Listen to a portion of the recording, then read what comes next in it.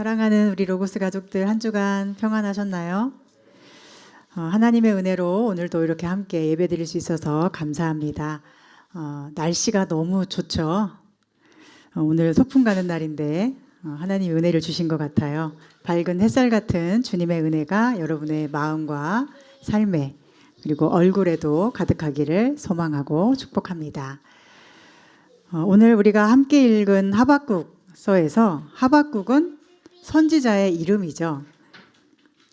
하박국 선지자는 남유다가 멸망할 무렵에 남유다가 바벨론에 의해서 1차, 2차, 3차에 걸쳐 침공을 받아서 완전히 멸망을 하는데 1차 침공 즈음에 활동했던 선지자로 알려져 있습니다. 그래서 하박국이 활동했던 시기는 남유다가 이제 1차 침공을 받으면서 급속히 쇠퇴해가는 시기입니다. 당시의 남유다를 한마디로 표현하자면 엉망진창이라고 할 수 있을 것 같습니다. 이런 상황 속에서 하박국은 하나님의 선지자로서 두 가지의 질문을 가지고 있었습니다. 하나는 하나님의 백성들이 왜 하나님을 섬긴다고 하면서 악하게 구는가? 왜 악인이 의롭게 살려는 사람을 지배하고 억압하고 폭력을 행사하는데도 하나님은 잠잠하시는가? 였고요. 하나님의 대답은 뭐였습니까? 내가 바벨론을 일으켜서 악행하는 자들에게 벌을 줄 것이다 였습니다. 그러자 하박국은 더 이해할 수가 없었어요.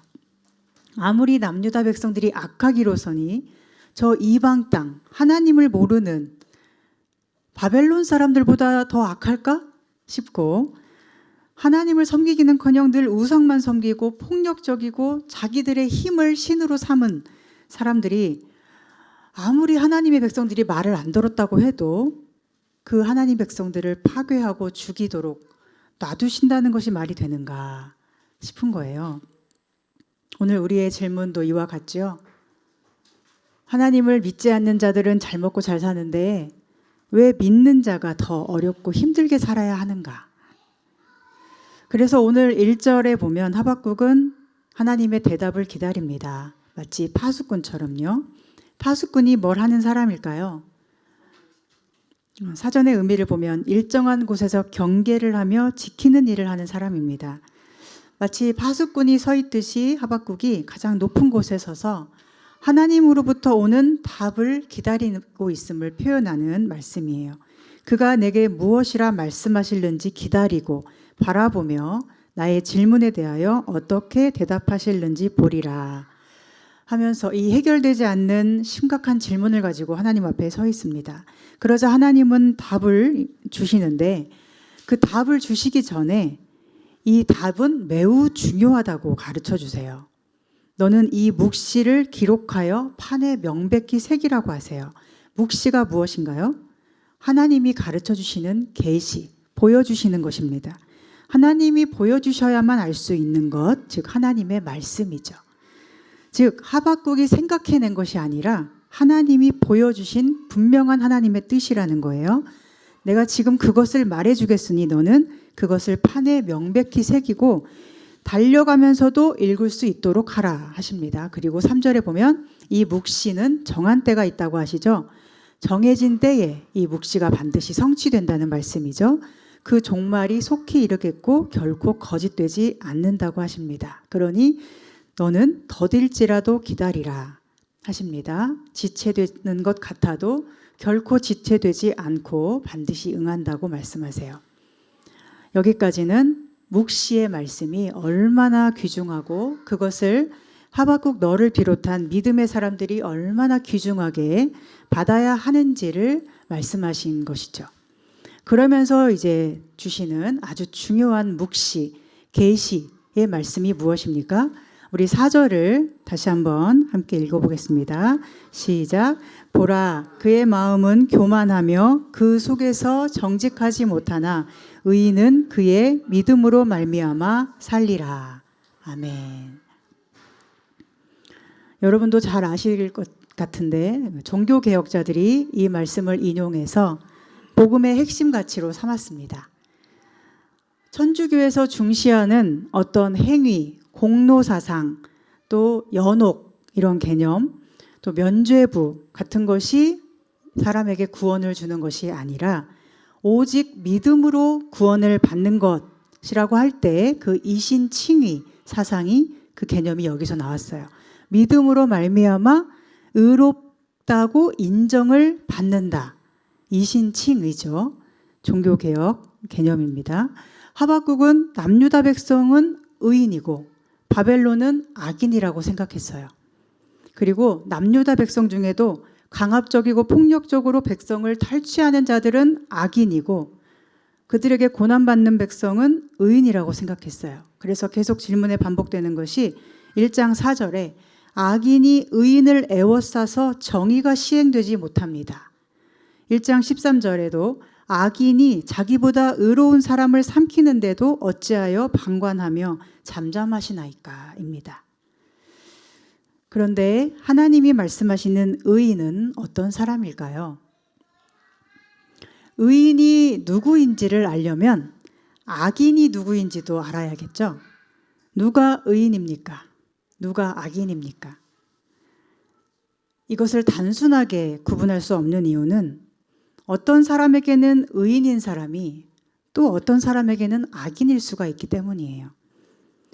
이순신 장군이 우리나라에서는 의인이지만 일본 사람에게는 엄청난 악인이라고 합니다.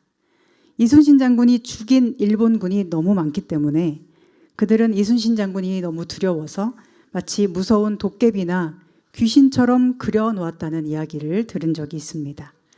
의인과 악인의 개념은 상대적일 수 있다는 것을 알 수 있죠. 여기서 또 하나 생각해 봐야 할 것은 의인과 악인에서 중요한 차이가 무엇인가 하는 거예요.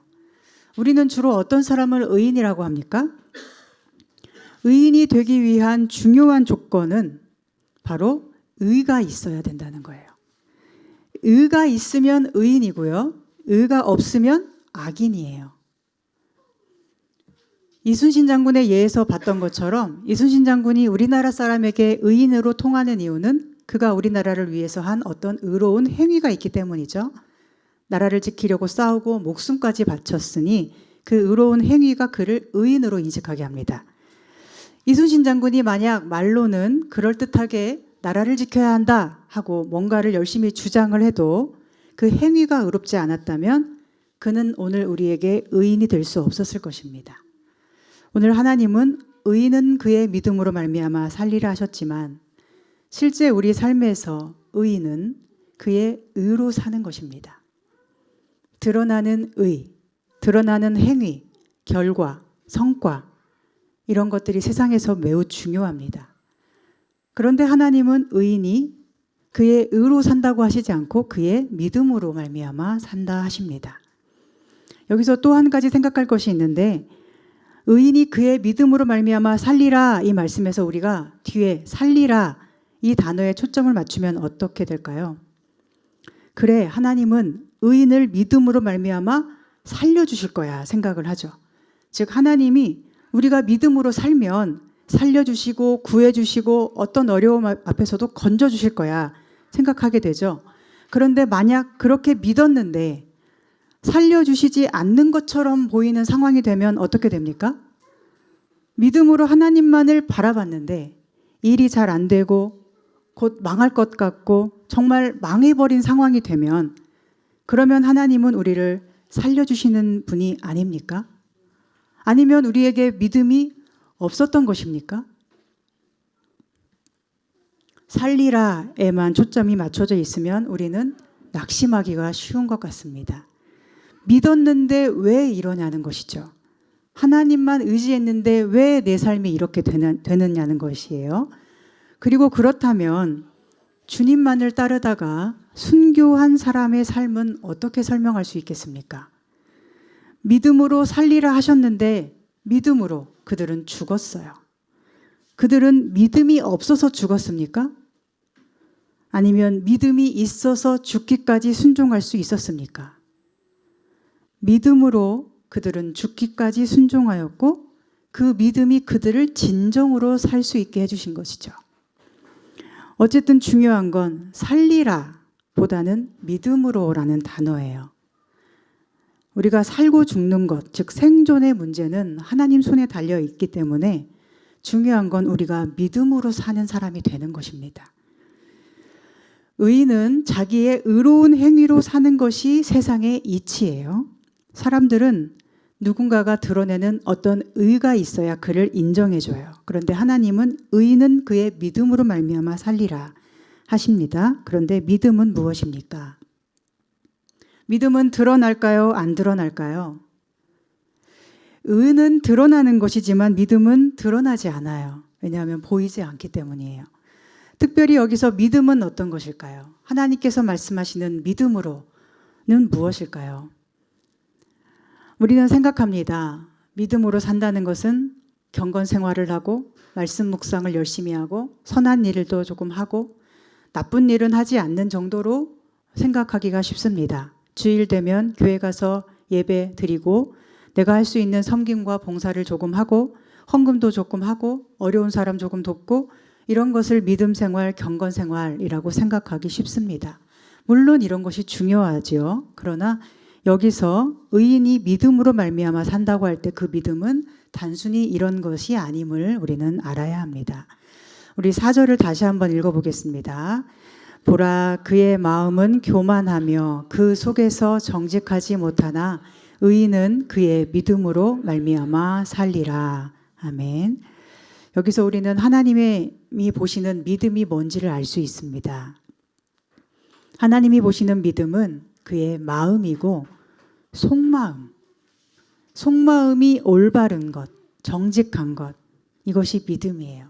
다른 말로 하면 진정성, 그리고 진실함으로 표현할 수 있을 것 같습니다.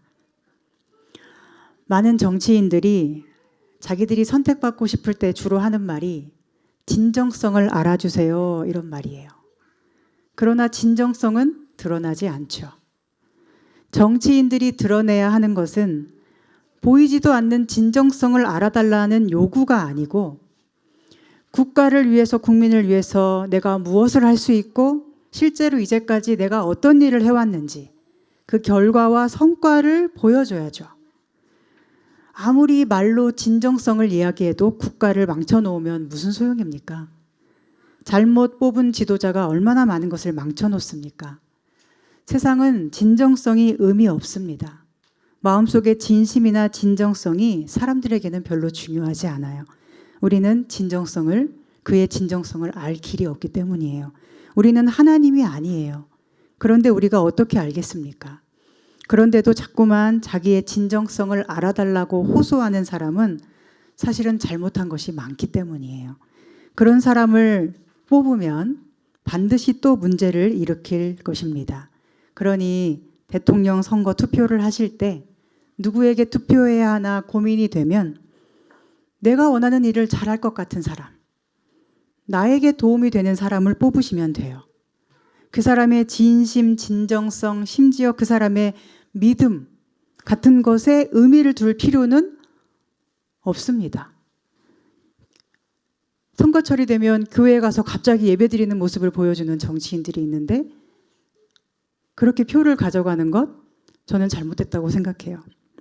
대통령이나 어떤 정치인들은 민주 시민들의 대표로 그 자리에서 일하려고 있는 것이지 어떤 특정 교회를 두둔하고 교회의 이름으로 다른 종교를 억압하기 위해서 그 자리에 세워지는 것이 아닙니다.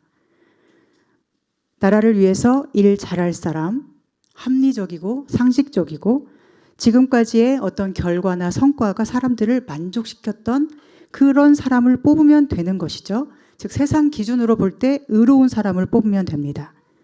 그리고 누가 예수님의 사랑과 공의의 정신에 더 부합한 일을 해왔는가를 보시고 선택하시면 좋겠습니다.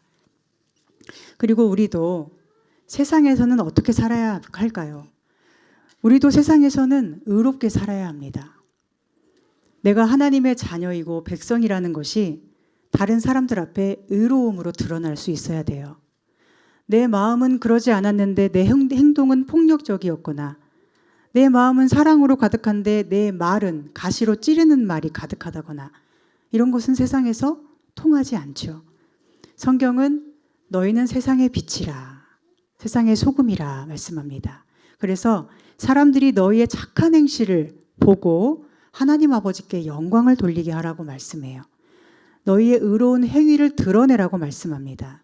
너희는 빛이기 때문에 빛의 자녀들답게 행동하라는 것이고요. 너희는 소금이기 때문에 너희가 세상을 썩지 않게 애쓰고 힘써야 한다는 것입니다. 세상은 우리의 진심, 진정성, 진실함을 알아주지 못합니다. 그래서 우리는 세상에서 의롭게 살아야 합니다. 그러나 하나님은 어떻습니까? 하나님은 우리의 속마음을 아십니다. 우리의 진심을 아십니다. 진정성을 우리가 말하지 않아도 아십니다. 우리의 진실함을 다 알고 계십니다. 저는 여기서 믿음이라는 단어를 진실함으로 바꾸어 읽기를 제안하고 싶습니다. 보라, 그의 마음은 교만하며 그 속에서 정직하지 못하나 의인은 그의 진실함으로 말미암아 살리라. 우리가 하나님 앞에서 뭔가를 열심히 할 수 있습니다. 드러내는 뭔가를 잘할 수 있을 것입니다. 심지어 사랑이라는 말을 수없이 많이 이야기할 수도 있고, 목사로서는 교회를 수만 명 교회로 부흥시키는 사람도 있습니다. 그래서 분립개척을 하는 교회도 있고 사회적으로 선한 영향력을 드러낼 수도 있을 것입니다. 그러나 하나님께서 그것을 진실함으로 봐주실지는 우리가 지금 알 수가 없습니다. 하나님만이 그걸 아시기 때문입니다. 드러나는 것은 의로운데 감춰진 마음은 진실함이 없을 수 있다는 것이죠. 어쩌면 우리의 믿음이라는 것은 이 드러나는 의로움 속에 감추어진 진실함에 더 집중하게 되는 것이 아닌가 생각됩니다. 우리가 믿음이 약할 때 혹은 믿음이 생겨나기 시작할 때는 나의 드러나는 어떤 행위를 믿음으로 생각할 수 있습니다. 심지어 목사가 된 후에도 교회에서 아주 열심히 사역하는 중에라도 많은 성도를 섬기며 수없는 숫자로 부흥을 시킨 후에도 그의 그 모든 일이 믿음이라고 생각될 수도 있습니다. 그러나 하나님이 보시는 것은 오직 진실함입니다. 그 속에서 교만하지 않은가? 그 속에서 정직한 마음인가? 드러나지 않고 감추어져 있는 그 마음이 정말 진실한가? 이것이 하나님께 가장 중요합니다. 그래서 의인은 그의 믿음으로 말미암아 살리라 하신 것입니다. 오늘 여러분은 하나님 앞에 진실하신가요? 하나님은 한 번도 진실하지 않으신 적이 없는 분이에요. 진실하게 우리를 사랑하셔서 독생자 예수 그리스도를 이 땅에 보내주시고 우리를 위해 십자가에 내어주셨습니다. 진실하신 하나님은 우리에게서도 딱 하나만을 원하시는데 그것은 우리가 하나님을 진실하게 사랑하고 그리워하는 마음을 가지는 것입니다. 사랑과 우정 사이라는 예전 가요가 있는데 여러분 아시나요? 모르세요? 모르시는 분은 예배 끝나고 한번 찾아서 들어보시면 좋을 것 같아요. 그 가사에 이런 내용이 있습니다. 멈추고 싶던 순간들, 행복한 기억, 그 무엇과도 바꿀 수가 없던 너를 이젠 나의 눈물과 바꿔야 하나. 숨겨온 너의 진심을 알게 됐으니 사랑보다 먼, 우정보다는 가까운 날 보는 너의 그 마음을 이젠 떠나리. 내 자신보다 이 세상 그 누구보다 널 아끼던 내가 미워지네. 피노키오라는 남자 가수의 목소리로 불렀는데 내용상으로 보면 여자를 너무 좋아하는데 그 여자는 이 남자가 싫지도 좋지도 않은 것처럼 행동하는 거예요. 남자를 너무 사랑하는 것은 아닌데 남자가 자기를 좋다고 하니까 남자가 해주는 어떤 좋은 행동들에서 이득을 보면서 남자에게 자기 자신을 온전히 내어주지는 않는 이기적인 사랑이죠. 그게 이 남자의 마음을 너무 아프게 하는 그런 가사입니다. 저는 이 가요를 생각하면서 이것이 우리가 하나님을 대하는 방식과 너무 닮아있지 않은가 생각했습니다. 진심으로 하나님을 사랑하지는 않는데 나를 사랑하신다고 하니까 나를 사랑해서 주신다고 하는 여러 유익들을 받아 누리되 내 자신을 내어드리고 싶지는 않은 그런 어정쩡한 상태 말입니다. 그런 사람의 마음을 하나님이 보실 때 하나님의 마음은 어떨까요? 그 진심이 받아들여지지 않을 때 하나님 마음도 아픔으로 찢기고 상해 있지 않겠습니까? 자신을 온전히 내어주신 십자가의 사랑 앞에서도 저울질하고 계산하고 진심이 아닌 모습으로 나아갈 때 주님은 얼마나 아프실까요? 사랑과 우정 사이, 그 가요의 제목이 오늘 하나님 앞에 진실하지 못한 우리 죄를 고스란히 드러내는 것 같습니다. 사람은 사람의 진정성을 결코 알 수 없습니다. 그의 드러나는 결과물을 보고 의로운 사람인가를 판단할 뿐입니다. 하지만 하나님은 우리의 진정성을 아십니다. 우리의 진실함을 완벽하게 판단하실 수 있는 분이십니다. 믿음은 그런 나의 진실함을 아시는 하나님 앞에 서는 것이고 내가 판단하는 것이 아니라 하나님께서 그 믿음을 판단해 주시는 것입니다. 그러니 한 번도 진실하지 않으신 적이 없으시며 또한 나의 진실함을 판단해 주실 하나님 앞에 진실하게 설 수 있기를 바랍니다. 나는 진실하게 하나님을 사랑하고 있는가? 하나님 앞에 우리가 진실함만 가지고 설 때 하나님이 그것을 아십니다. 그리고 진실함은 세상에서는 드러나지 않을지라도 하나님께서 인정하시는 진실함이 됩니다. 우리가 아무리 하나님 저 믿음 있어요 라고 말해도 하나님이 인정 안 하시면 그게 믿음일까요? 그러나 우리가 아무리 하나님 저는 믿음이 없어요 라고 말해도 하나님께서 아니야 너는 믿음이 있어. 너는 나를 진실하게 사랑하고 있음을 내가 알아 하시면 그게 우리를 의롭게 하는 믿음이고 우리를 진정으로 살리는 믿음이 됩니다.